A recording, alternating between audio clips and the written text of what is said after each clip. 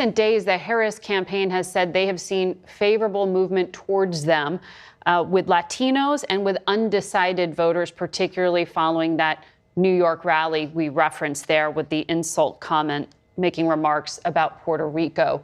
You've been focused on outreach to Hispanic voters for the Trump campaign. Are you concerned that this unforced error hurt outreach? Well, there was no unforced error. I mean, a comedian made a joke and it was tasteless, but it wasn't Trump that said it. It wasn't, this guy's not going to be in his cabinet. I mean, this comedian's not going to be a member of his government. He's certainly not running for anything. It was a comedian who tells tasteless jokes all the time. I encourage everyone to, well, I guess watch segments of the Tom Brady roast and you'll see the kind of jokes he tells. He's an insult comic. Look, there's no at new a Trump outreach rally. To. Yeah, I mean, I don't know. He spoke 2 hours before Trump. Well, again, I think what's more relevant, if you want to say, okay, so if it had to be done in hindsight, the guy probably doesn't get invited, okay? Especially with a joke like that. But I think more relevant is the fact that the sitting president of the United States said out loud what most people in the Democratic Party and hierarchy believe, and that is that anyone who votes for Donald Trump is garbage, is a racist, is a hater, is a Nazi, as the vice president candidate of theirs has accused anyone who attended the Madison Square Garden rally. MSNBC was running images of Nazi rallies from Germany side by side with images from Madison Square Garden a week ago. So there, you asked me, why are they so confident?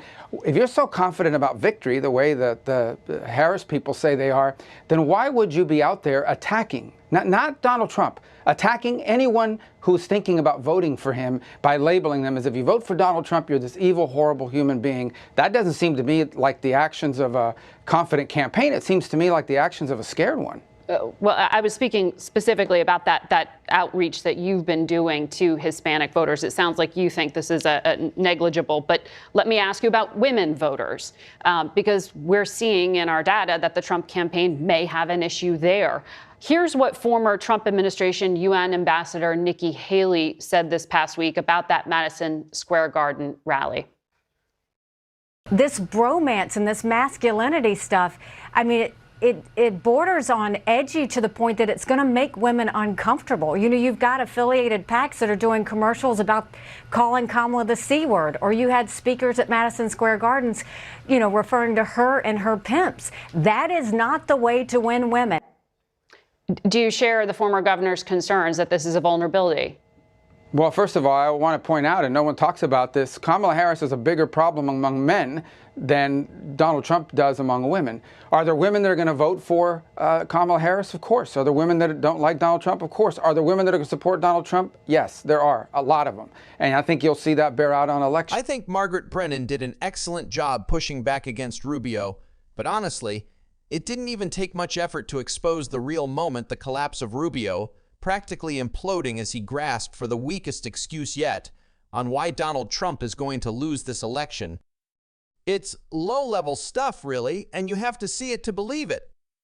Check it out right here. Yesterday, Kamala Harris was apparently on an airplane headed to Michigan. They called her, "Do you want to be on Saturday Night Live?"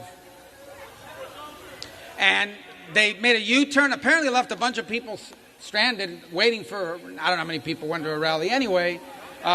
She probably told them Beyonce was going to be there, so they all showed up, and then, you know, did a U-turn and went to Saturday Night Live, by the way, in violation of the law.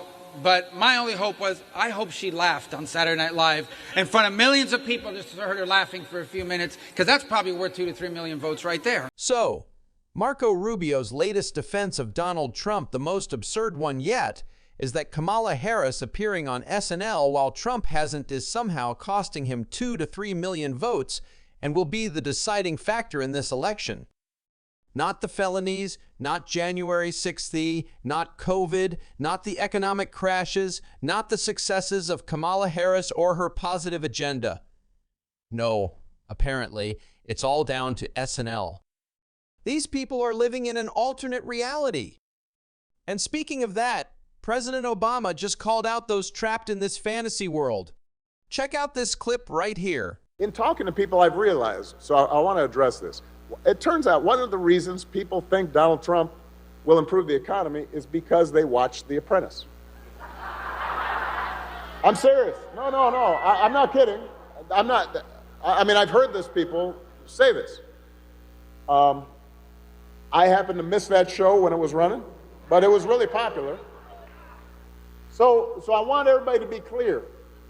That was not reality. That was a reality show.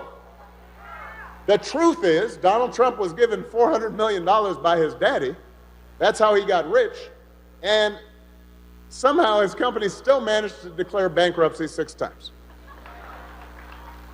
So let's put... President Obama is doing an incredible job setting the record straight on Donald Trump's so-called economic success.